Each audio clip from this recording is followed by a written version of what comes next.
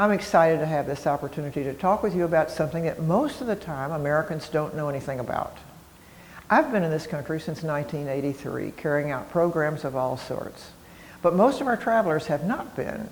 And so in 2019, we decided that this trip should be the trip that we should find out what American citizens who have never been here before think about the cities that are beyond Moscow and St. Petersburg. We hear in our news always about Moscow, Moscow, Moscow, sometimes about St. Petersburg.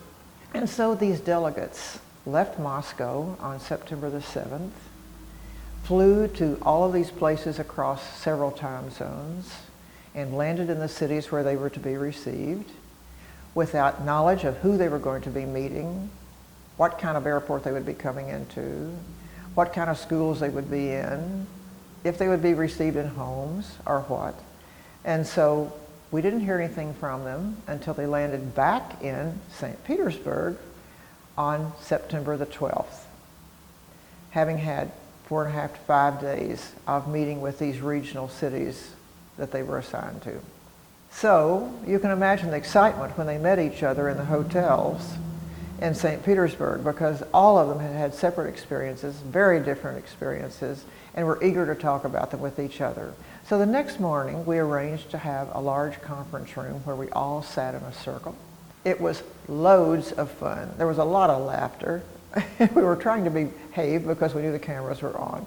But nonetheless, all of them told very interesting and very different stories. And we want to share with you what it is that they brought back from these regional cities that are far from Moscow and St. Petersburg.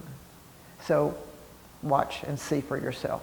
Now we at least know what's going on in those cities out across the country, that they're not deprived, that they have had a good bit of money spent on them, renovating them, that the streets and the roads for the most part have been rebuilt and repainted, buildings have been reconstructed, business is carrying on as usual. So see for yourself what Russia looks like today. We hope you enjoy it. We sure enjoyed being out there. One of my favorite moments of the whole trip was I'm explaining our citizen, the CCI model, how we're trying to make a difference, concerned about kind of the threat of nuclear weapons. So at Kazan, it was being treated like really royalty. We met with the local, so Tatarstan or Kazan is really basically half Muslim, half Orthodox, and with a Jewish population as well. So we had one of the people in our group was a Jewish person, and also said very positive things about how each of these groups are working together. And in fact, it's protocol whenever they get together in any kind of holidays. They all go to each other's holidays. So the mufti or the imam and the rabbi will come to the Orthodox holidays. The archbishop will come to the Muslim or Jewish holidays. It was really interesting. And we got a chance to also go into the mosque, and the imam greeted us there. A wonderful man, very nice. It was really an incredible experience and very welcoming. And then he was trying to shuffle us out of there because he goes, "You need to go see my friend, the priest in the Orthodox Church." Mm-hmm. And the priest was calling him, say, "Hey, where are your people?" So they were communicating all the time. And the priest came in and he welcomed us there at the church as well. And to me, he basically said, "Yeah, he's my friend, he's my buddy." It's sort of the way it came out. And they all work very well together. So it's really a model of how they have respect for each other. They have over 160 different nationalities and so forth. And we saw this in the small town village Titusha where I went. Lots of different nationalities, but everybody's there's mutual respect, regardless of religion, culture, wherever you're coming from. There's that mutual respect that I found to be really interesting. In fact, they work on it and they emphasize it. We got a chance to visit this government organization called the Social Cabinet, which I don't know of existing in the United States. It's a cabinet made up of, there is a small business representative, NGO representative, healthcare representative, education representative, banking representative, government. And it's a government organization funded by the law that created it annually, so they don't have to worry about if their refunding will be in that area. And two of those people both had been on CCI trips in their One own. specifically said CCI made my business successful and pointed to that. So just briefly, actually, when we flew into Kazan, and by the way, the airport was really terrific. They greeted us there. We had wonderful CCI alumni as well, who again opened up everything to us. And so Svetlana drove us down to a place called Titusha, where my relatives were from one side of the family. I had one side of the family who was very poor, and another side of the family that was quite entrepreneurial and did very well, and this was that side of the family. So, but I was there 12 years ago, and as I mentioned previously, it took 4 hours 12 years ago to get there. We made it in an hour and 20 minutes or so on absolutely new roads. It was beautiful. Really gorgeous landscapes. I mean, just, all the things you hear about Russia, the landscape, and it's there. It's beautiful. What was your overnight train like? Long. Oh, well, this is also context I have to give you. During the Soviet times, it was pretty bad. I mean, you didn't want to go to the bathroom in those places. It wasn't a good experience. This was a great experience. And I must say that the new trains, clean bathrooms, polite staff, great food, all the way around. I thought it was a great experience, other than being a very long ride, because we got up at 3 in the morning or 3:30. And it was a quick drive from our hotel. We went to Krasnodar, which is in the Caucasus, a couple hours east of the bridge that goes to Crimea. It was a lovely city, maybe about 1.2 million people now, and we got to see the city through the lens of the workplaces in which people spent their time. I think all of us were struck by the extraordinary advantage that we had of being connected with the CCI, but also being hosted by the Rotary Club of Krasnodar, which for a week, all day long, took us to just a vast variety of different workplaces where we spoke, mostly through our wonderful translator, Yana, with all kinds of Russians. So we were struck by a real extraordinary variety of people. Staying with the host family, which was the most delightful family I could have imagined, particularly their 11-year-old daughter, who greeted me at the door when I was brought home from the airport, and could not have been more exuberant and eager to meet somebody from the United States. And so from that point on, my entire visit there was just wonderful. But more generally, Krasnodar is a very beautiful city, and keeping in mind that really we're talking a country with a history of 20 years, because 20 years ago, the country had come out of 10 years of economic collapse, and before that, 80 years of despotism that frustrated and repressed creativity, etc. So it's amazing to see how much progress they've made in just 20 years, and by that, I mean in upgrading the city, so to speak. So Krasnodar was quite developed, in my opinion. The people were genuinely interested in us and interested in their city, not to sell themselves, but just to share what they know and what they've experienced and help us to understand better. So I think one thing that Americans really need to keep in mind is context, and that is so often forgotten. Any bad road that somebody might point out in Russia, I can take you directly to a road that's as bad or worse in the United States, for example. Any criticism we can make, I can find something identical to the United States or Germany or Britain. So I think everyone always needs to keep in mind context, but in context and keeping that in mind, we need to recall and recognize how far Russia has come in only 20 years to raise their country up to the level of a modern Western European country, in my opinion. That the average salary in Russia is really low. And for the elderly, it's god-awful. the economists we talked to said the average now pension is like $400 a month, but the majority of pensioners are still making between $200 and $250 a month. I don't know if you guys can grasp how little that is. Just one thing I want to. I didn't mention this, and I need to. The hospitality was excellent, just wonderful. They were very warm, dear people to us, and they treated us very well.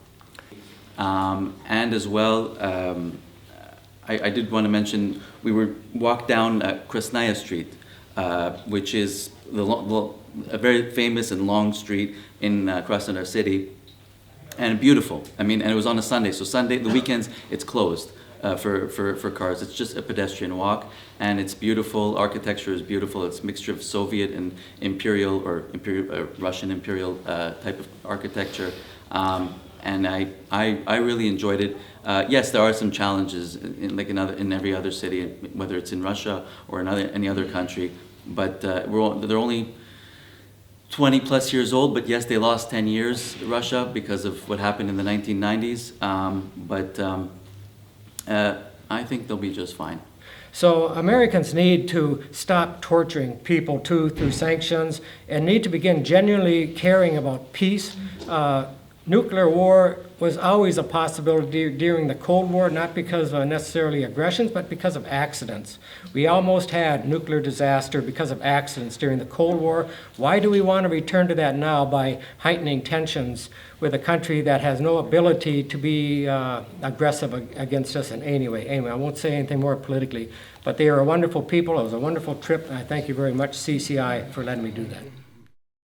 The three of us went to Kungur, which is about an hour south of Perm and just west of the base of the Ural Mountains. The people that live there have a lot of pride in Russia, being Russian, and they have a lot of pride in their town, as Sharon told us all before we came that would be the case. And we were so impressed with the students there. They were well-mannered, they were well-dressed, they were thoughtful. There were two young people that led us around the school, and we toured it. They showed us the pictures and the names of all the teachers and which ones they had, and the teachers had won the awards. They were so proud of their faculty. They showed us to another board of the outstanding alumni and where they were in university now. They said that they felt lucky to be able to have their school, to be a part of the school. And it really struck me how they felt glad to be there, that they enjoyed studying, and that they really understood how important education was to them. From the moment we arrived, we had photographers every minute of the day. The first day we had 2 photographers. And they did articles in the paper, but there was a TV crew. They did a news segment on us, and it was I don't know everything that they said in it because it's still in Russian and I'm having it translated. But we made the news. It was a big deal that we were there. And we went to another school, which was not a premier elite school. But the kids were so nice, and they stood up when we walked into the room, and they really wanted us to be there. And so I told them I was on social media, and that if they wanted to follow me on Facebook or whatever. So they said, Instagram, are you on Instagram? I said, yes. And so I've gotten lots of messages from these kids on Instagram.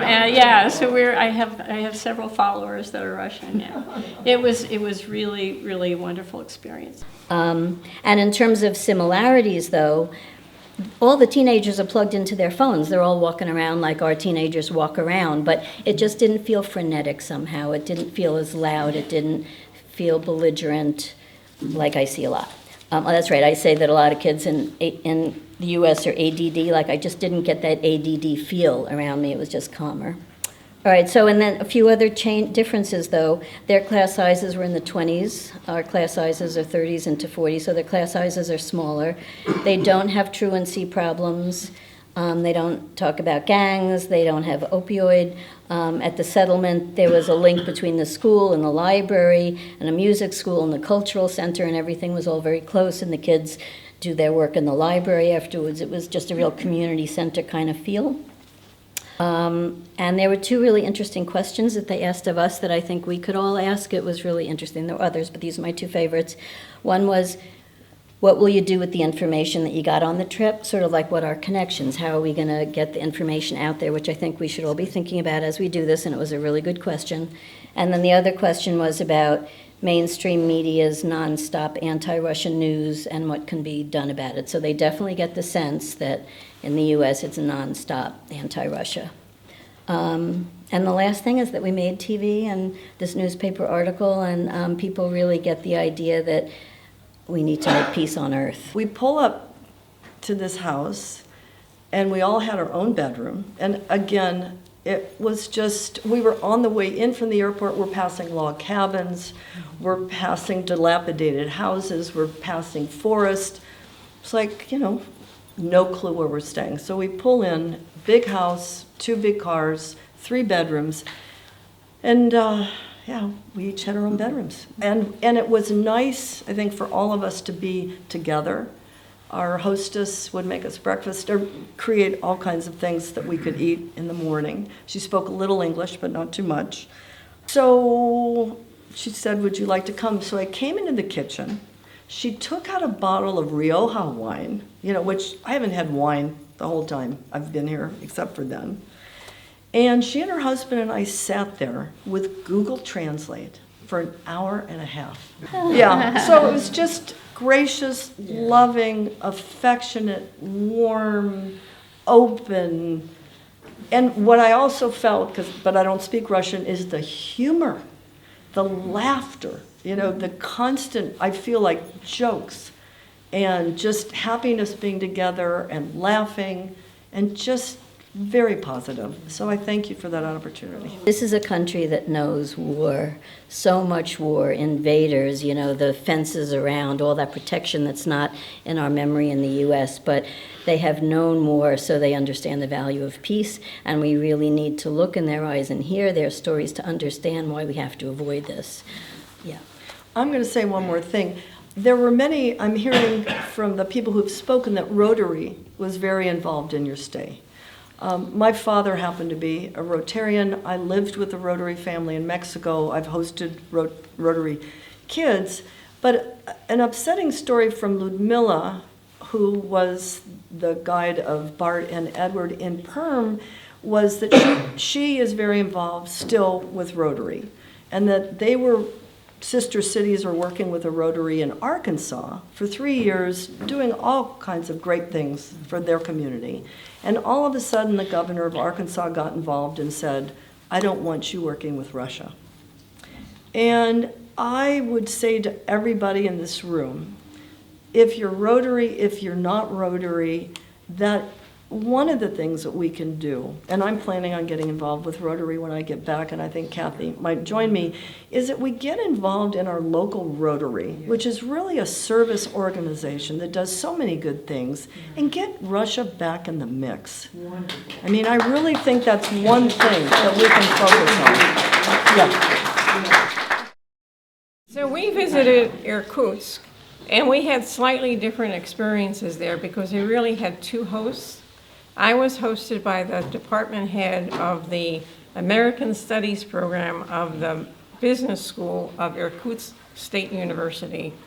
And my traveling companions were hosted primarily by Rotary. So I'll talk more about my experience, and then they will join in on their experiences. I was met at the airport by my host, and while we were traveling to her home, her entire staff was at her house cooking a homemade Russian meal for me.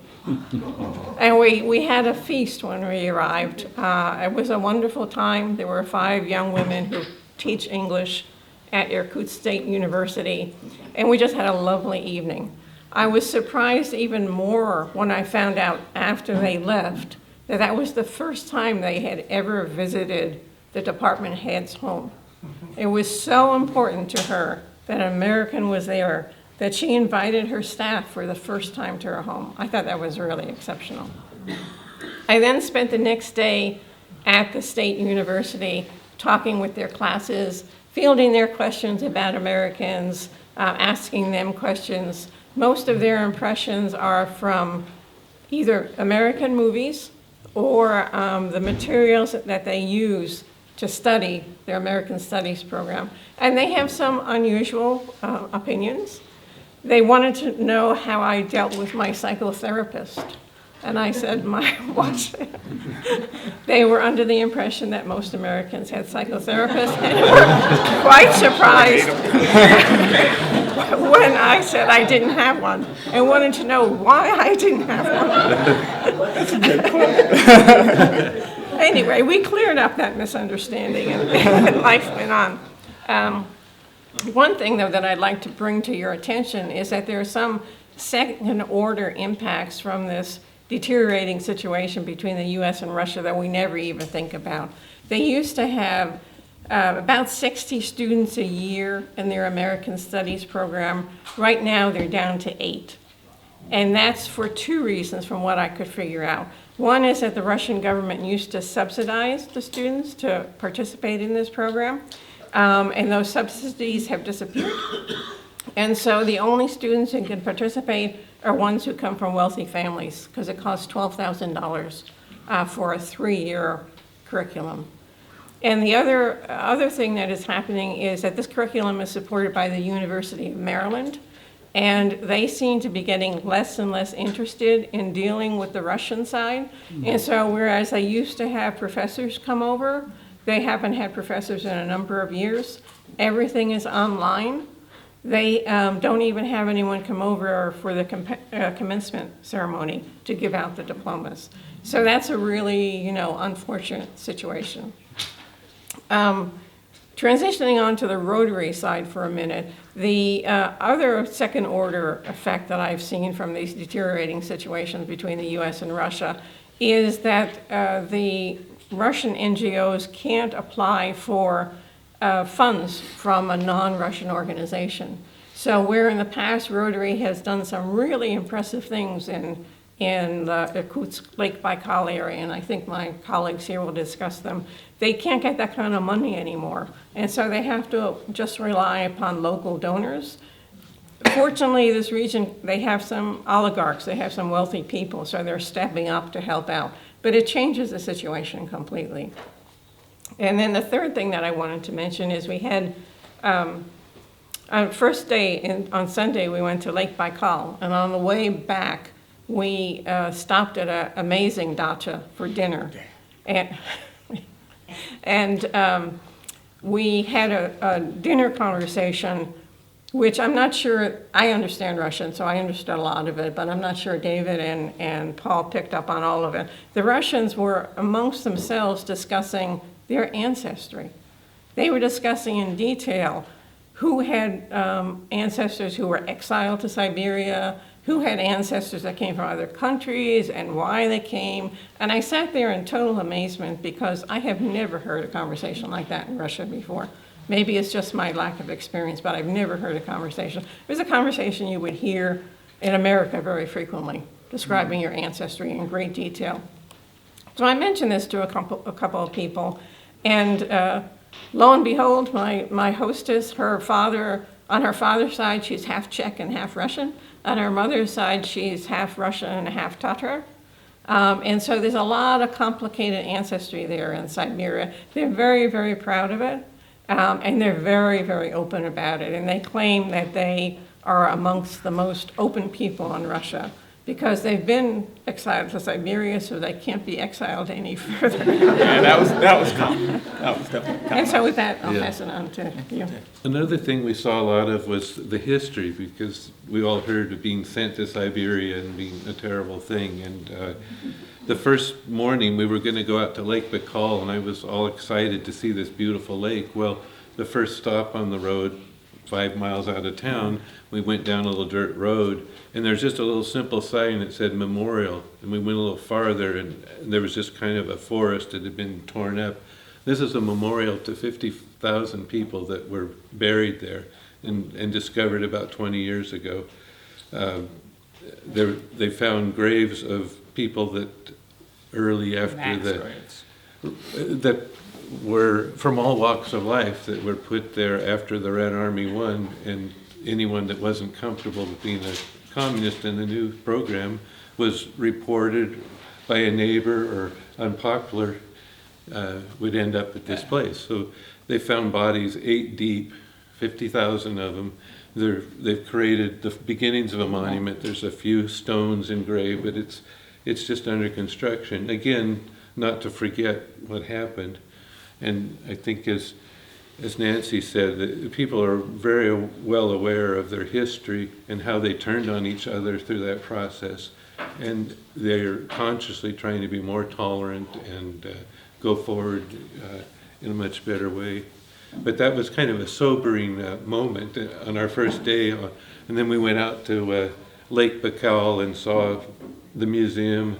We were introduced to the freshwater seals that exist nowhere else in the world. And they're really fat, chubby, happy little seals. So there's a lot of, that was a very, well, we stayed with Vladimir Donskoy, who's an honorary Rotarian, but very much involved with the Rotary Group. The Rotary Group is about 16 people. The head of it's a young man, Dimitri, is about 25 years old. Last year's president was about 30 years old, Alexander. And so that was one thing that surprised me, and maybe a difference. Most Rotary clubs I've been to tend to be a little more senior. And these guys were open, enthusiastic, very fun to be around, as was our host. We had incredible conversations. One of the points was, you talked about the background and where that people come. We talked about generational differences, something they don't really think about.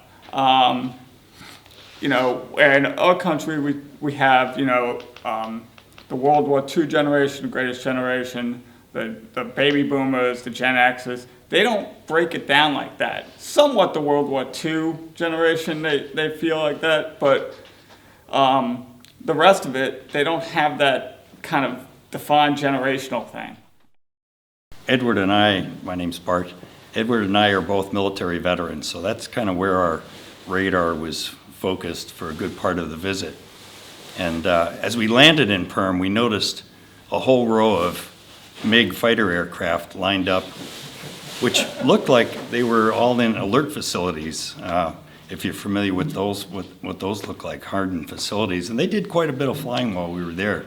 So anyway, both of us were pretty keen on learning more about the history of Perm, which didn't open up to the west until about 1990. Before that, it was such a secret city because of all the military production there that no Westerners were allowed anywhere close to Perm during that time. And we learned quite a bit more about the military history and the military production as our visit went on. But as we drove into the city, the airport's about a half an hour away. We stayed in a hotel, very nice hotel right downtown. We noticed a lot of new construction. There were a lot of high-rise apartments, as you would expect. A few single-family homes, but mostly the high-rises that are very common. But there was quite a bit of new construction going on. I'm not sure what all of that was. The roads were in great shape going in. The only bumps we felt on the way in were the trolley tracks. What the Russian people suffered during World War II is not known at all, or only very little, in the West, including in Ireland, and particularly, I think, in the United States. So maybe back home in Ireland and in Europe especially, and in the United States, we all need to be doing more to educate our own people on what the Russian people suffered, and to some extent, particularly in Europe, what they suffered on Europe's behalf, or on Western Europe's behalf, in stopping Hitler, because I think in Europe, if Russia hadn't done what it did at the expense of 27 million people, we would all be under Nazi control, possibly even still. The three of us, Barbara, myself, Roseanne, and Sally, went to the capital of Siberia, Novosibirsk. We all were hosted in different homes and have had different experiences, although we were together a lot. One of the first things I want to say, though, is I was here in 1987 and visited Moscow and Leningrad and Kiev, and I am amazed, absolutely amazed at the contrast from 1987 to today. In 1987, my adjectives would have been gray, gloomy, oppressive, even sad. And today on the streets, and especially in Novosibirsk, where we've just come from, it's bright, it's vibrant, and people are excitedly expectant. And it's just such a wonderful change to be aware of. The next morning, they were going to take a train up to Lake Baikal. But I asked one of them, I said, so what do you think Americans should know about Russia? And without hesitation, they said, it's history. But as was mentioned, the women that we met, and the men, but the entrepreneurial spirit, like what was mentioned, was really quite profound and hopeful. One woman who ran the Women's Entrepreneurial Society, her own group, she said, well, what gives her energy is to help people hear each other from the inside, to help us hear each other from the inside. And I thought, what a profound way of understanding sustaining life and ongoing potential in a community when you have people motivated from their inside. Wonderful time. And I want to say one thing, because everywhere we went, all the people we spoke with said, you are so inspiring to us. We are older women, pensioners from their point of view, and you're out. You're doing this work. That gives us hope. We never thought our lives could be like your lives when we're your age. And so I think we thought that was a special gift that we gave to them, that we as older women can really make a difference. The woman who came, she and I walked out together to go to lunch, and she asked me, where are you from? And I said, Dallas, Texas. Her face lit up, and she said, Peacemakers, 2007. I said, yes, I helped plan that conference. She said, I was there. I was head of the delegation from Novosibirsk, and we, of course, embraced and hugged and kissed and exclaimed, and we're so excited to see each other. I want to tell you about my hostess. She's a woman, 51 years old. She had, I have 540 square feet in my apartment at home, and hers was smaller. She spoke English. She gave me her bed, which was a pull-out sofa in the general room, and she slept on an excruciating-looking cot in the kitchen. I feel great gratitude toward her. But she also is an opera singer with a glorious voice, and she would sing me off in the morning with Somewhere Over the Rainbow or something wonderful like that. The thing about myself, I think, which surprised people most was when I would have to give an introduction about myself, I would say that I'm a protester, that I go on the streets. And there was real horror that anybody would do such a thing, especially an old lady. And they really, I don't think they ever quite understood why I find that very important and something that I'm supposed to do and satisfying. I want to tell you about two people whom we met. Novosibirsk, as far as I know, is full of fabulous entrepreneurial women. Yes. One we met is trained as a physicist. She started a business with, I think, her husband, something to do with astronaut training. And as a result, over a number of years, that has grown and grown.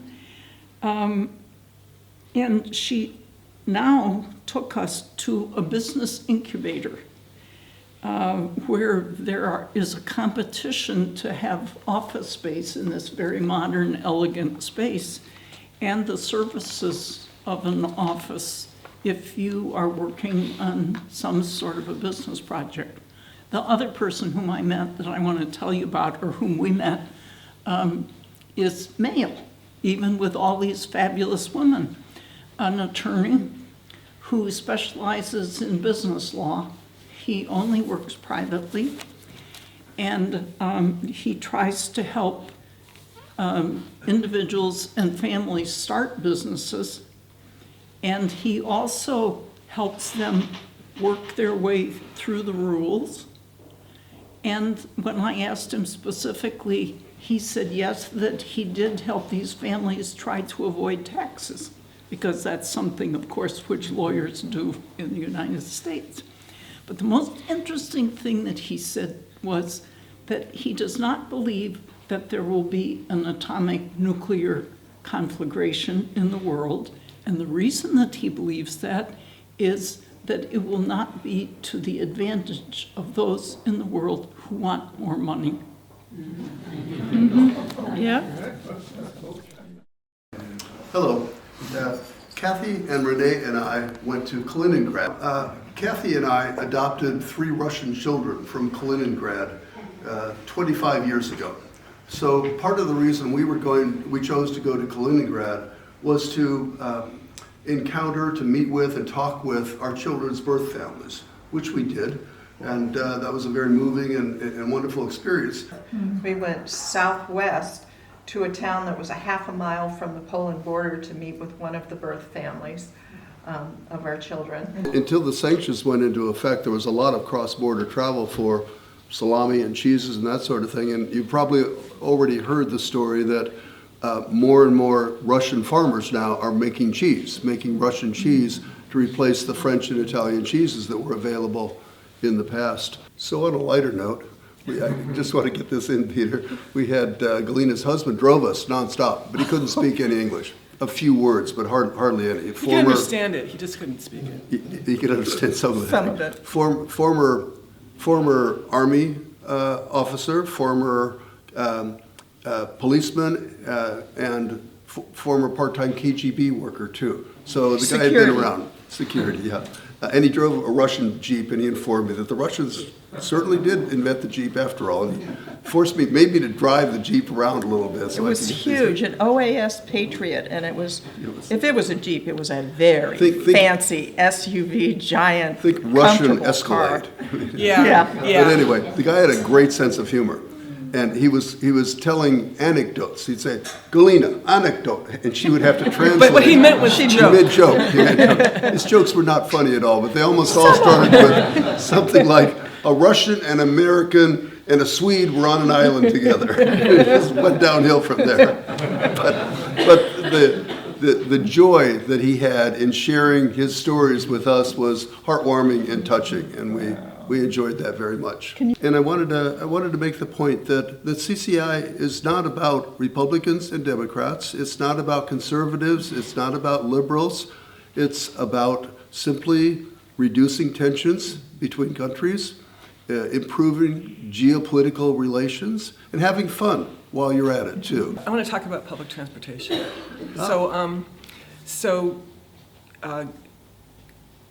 Kaliningrad used to have trams that ran on rails, and they had I don't know if Standard Oil had hit them too, but they had pretty much gotten rid of all of them except for there was just one line left, which I did not write on.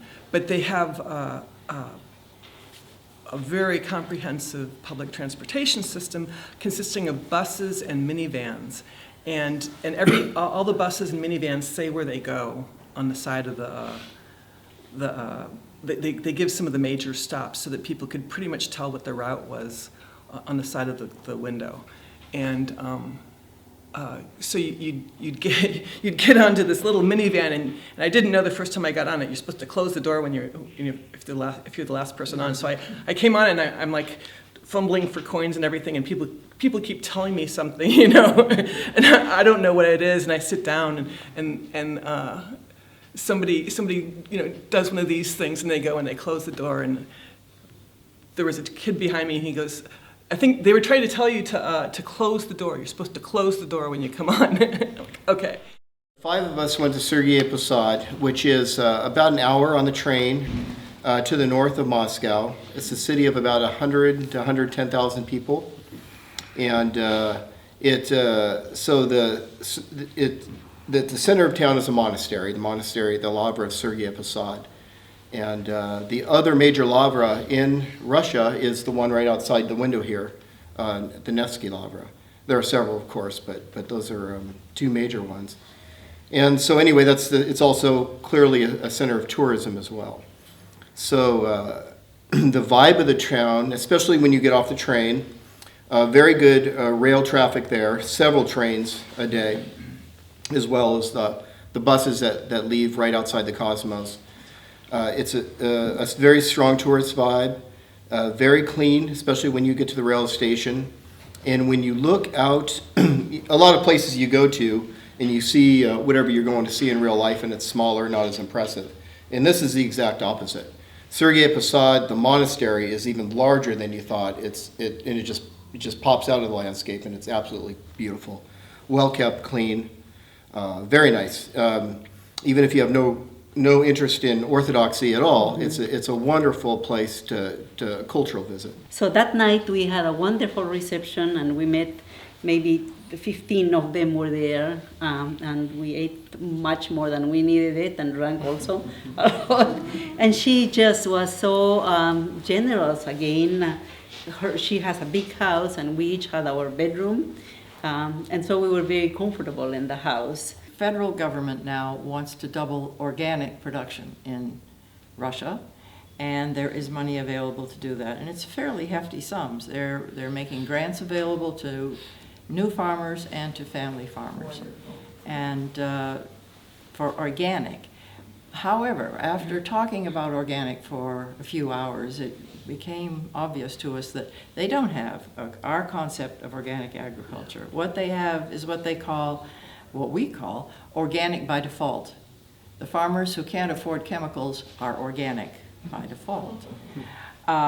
They grow good vegetables, but to develop what I believe the government is talking about as organic agriculture, they need very serious help. There is no funding for organic research. Well, there's no funding for organic research in the United States either, but they are where we were 40 years ago. We have made incredible strides. In fact, one of the professors we talked with said that you are our heroes. Your organic farmers are our heroes because you've come so far in 40 years. So we met with 3 farmers, 2 PhDs and a lawyer, former, all of them out of their original careers and going into farming. We met with the director of the vocational ag school and the director of the university. Just in general, overall, it seemed much more like the United States than, say, unlike the United States. Barnaul, for me, was just, I would call it roughly, and it's obviously very rough, imprecise, imperfect comparison, sort of like the equivalent of Middle America, if you will, a moderate size country, city, rather, in Middle America, if you will, and just, again, infrastructure, people, everyday rhythm of life from what I could pick up. Just things seemed relatively sound, smooth, prosperous. People very overwhelming, very happy and open to see us and meet with us especially. The city we went to, Barnaul, looked like an American city to me. Yes. One thing that struck me is I ask a lot about politics, Putin, Trump, communism, and it seemed like if they were 50 and below, they didn't even know what I was talking about. They had no opinion on politics. They didn't really care. They think, Trump's Trump and Putin's Putin, and we're worried about families and businesses and get along with our life, and they seem to be less interested than the average American, based on it. Rotary, we went to a Rotary meeting, and it was more of a social dinner, asking us lots of questions, and very friendly, young, very young. Average age of Rotary here seems to be younger than it is in the United States. Very business focused, very curious about the United States. Left to their own wits, they're just like people in the West. Prosperity and continuous improvement has really dramatically improved the economy here. Crimea. It's a very special place in Russia. They're aware that they've undergone a challenging 5 years, shifting an entire legal system from Ukraine to Russia, new regulations, new educational standards, new taxes. So they were candid about this. It's been tough, challenging, but they feel they've benefited from the change. Things work better, things are on the upswing. There was optimism about that. They are also very candid about sanctions. They're the hardest hit area in Russia by sanctions. Credit cards don't work there. ATM machines don't pop out rubles for you. Tourism is a big part of their economy that's died off as far as international tourism. They used to have hundreds of calls of cruise boats there, Yalta, Sevastopol, now none. They have almost no foreign tourists. Big German tourist groups don't arrive there anymore. They miss that. We visited a university in Simferopol, and they were badly hit by losing international contacts. All these student exchanges had now dried up, particularly with European countries, where there was a lot of support money involved. But they mentioned too, University of Wisconsin had a Russian language program with them. That's now gone. Difficult for students to come. Plus, they really feel the image in the U.S. press is so negative. They really are aware of that. And the other interesting thing for us to observe was that they were very keen to prove to us that the referendum was legal, that it was done under the Constitution of the Autonomous Republic of Ukraine. It is not something that was totally contrived by the people of Crimea at the insistence or the indirect support of Russia. At least they were telling us, they were showing us official documents, stamped documents. Here's the permission that we got to have the referendum and so forth, which was, again, intending to overcome the sense of isolation that they felt because the world is treating them as being somebody to be excluded, to build walls around. But they said what we were doing was perfectly legal, and why does the world not understand that we acted in a very proper way? But I guess for me, it was the human stories. It was really touching how family had to break up, and half of the family would move to Ukraine, and half of the family would stay here. Mothers lost their children to Ukraine, or children, lost their parents. It was really touching, and there were lots and lots of stories like that. And just the amount of construction. I've never seen anything done on that scale, at least in this country. It's very impressive. People are happy.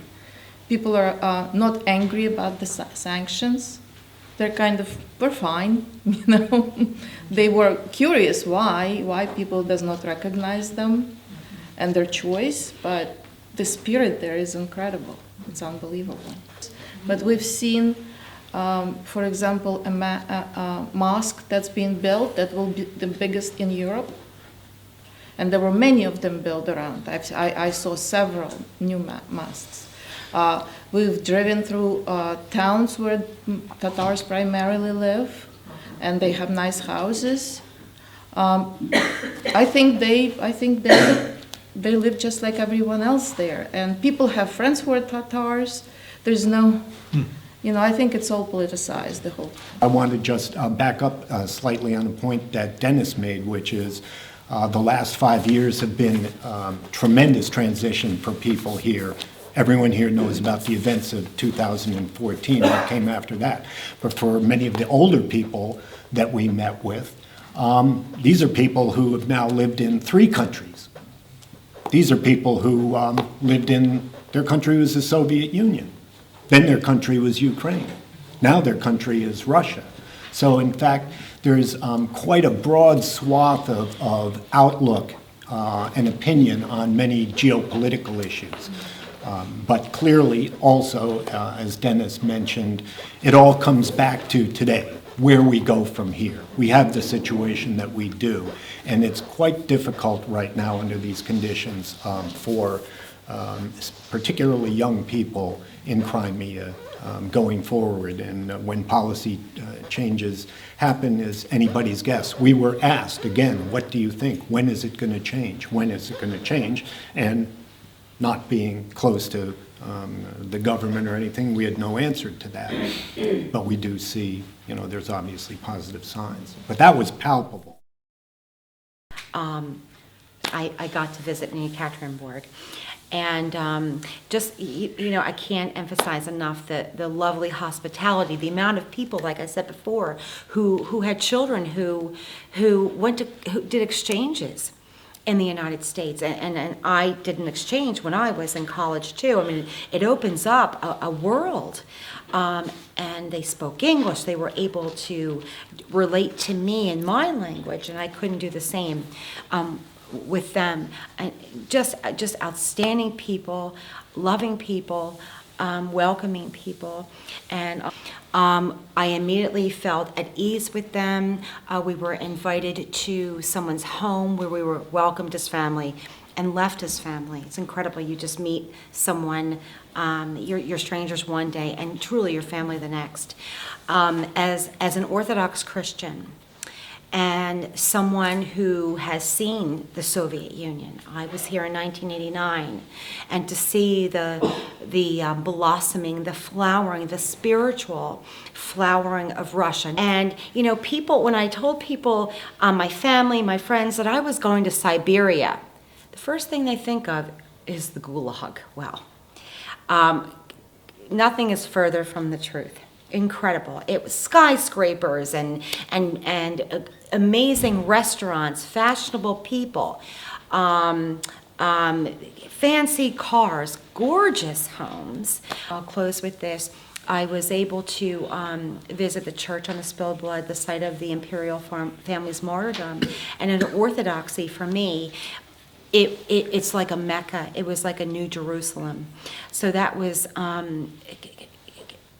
I can't describe being there. And I was able to return with a friend of mine, Dr. Slava Tomashov, who is a university professor both in Ekaterinburg and in the United States. And he was lovely enough to accompany me back a second time, where I was given a private tour of the inside of the spilled church. So, you know, for someone who saw the Soviet Union, the darkness, the drab, the fear, I see light, I see hope, I see Russia returning to what is truly important. And it's not the fancy cars and the accessibility of Western goods, but in the soul of their faith. So I want to thank you all for giving me this opportunity. For me, it was a historical journey that the residents were very, very interested in. And they were, even though I could speak very, very little Russian, the Russian that I could speak really impressed them. I actually did get an adoption offer. The people that we met with from the Special Olympics Committee, two of them said, I said, well, I am up for adoption if anyone wants to keep me. And they said, you know, we might want to, but I don't know if our dog is kind of jealous. And it was just really interesting to be able to have that social gathering experience. I had a really great time, both as a historical researcher, seeing the church on Blood, Ganina Yama, and then also the sociological aspect of it. Uf is about 3 hours by plane from here, the foothills of the Urals, east. So it's a 2-hour time difference. Basically, this woman, Alla, is, because the government doesn't help small businesses, she put together an organization, association of women business people. So these are small businesses. So I met 9 women in different businesses. I got to go to a tiny ad agency. And my host family, where I lived, she and 2 other women started a private school. Visited Orenburg. It's in the Urals, separating Asia and Europe. It's a modern city. People are friendly. Lots of old and new reconstruction. People are very warm.